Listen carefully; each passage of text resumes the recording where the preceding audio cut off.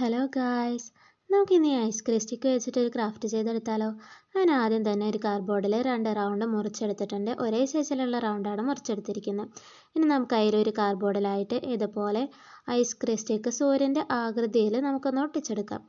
ഇത് മുമ്പ് ഇവിടെ ഒരു ഫംഗ്ഷൻ ഉണ്ടായിരുന്നപ്പോൾ ബാക്കിയാണ് ഐസ്ക്രീം സ്റ്റിക്കാണ് കേട്ടോ. ഇത് കുറേയായി ഇവിടെ ഇരിക്കുന്നു. അപ്പോൾ പിന്നെ ഇതെടുത്തിട്ട് വെല്ലം ചെയ്യാമെന്ന് വിചാരിച്ചിട്ട് എടുത്തുകൊണ്ട് വന്നതാണ്. എന്നിട്ട് നമുക്ക് ഇതുപോലെ ഒട്ടിച്ചെടുക്കാം. നമ്മളിപ്പോൾ സൂര്യൻ്റെ ആകൃതിയിൽ ഇതുപോലെ ഒട്ടിച്ചെടുത്തിട്ടുണ്ട് കേട്ടോ.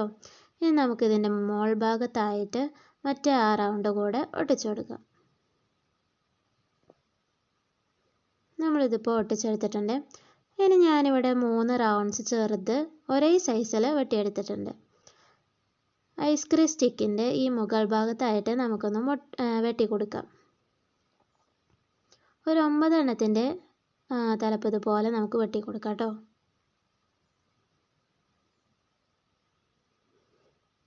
ഞാനിവിടെ 9 എണ്ണം വെട്ടിയെടുത്തിട്ടുണ്ട്. ഇനി നമുക്ക് ഈ റൗണ്ടിൻ്റെ തലപ്പിലായിട്ട് ഇതുപോലെ ഒരു വാല് പോലെ നമുക്ക് ഐസ്ക്രീം സ്റ്റിക്ക് ഒട്ടിച്ചു കൊടുക്കാം.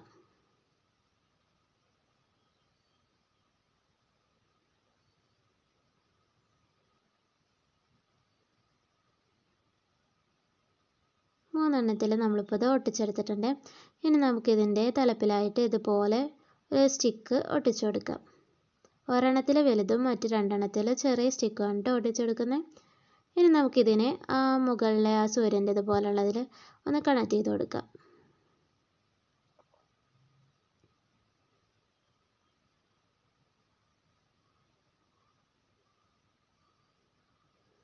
ഞാനിവിടെ ഇതേ കണക്ട് ചെയ്തിരിക്കുകയാണ് കേട്ടോ.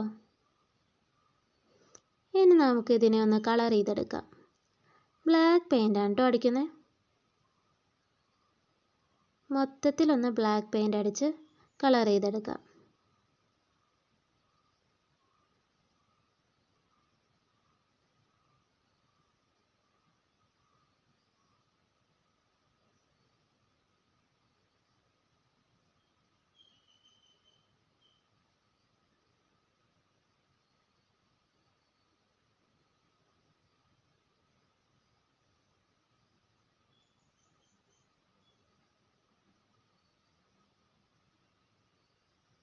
മൊത്തത്തിൽ ഇപ്പോൾ ബ്ലാക്ക് പെയിൻ്റ് അടിച്ചെടുത്തിട്ടുണ്ട്.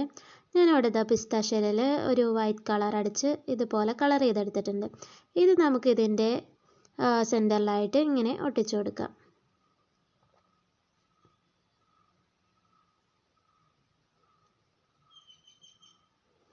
പിസ്താഷ്യയിൽ വന്നപ്പോൾ ഒരു പ്രത്യേക ഭംഗിയുണ്ട് അല്ലേ?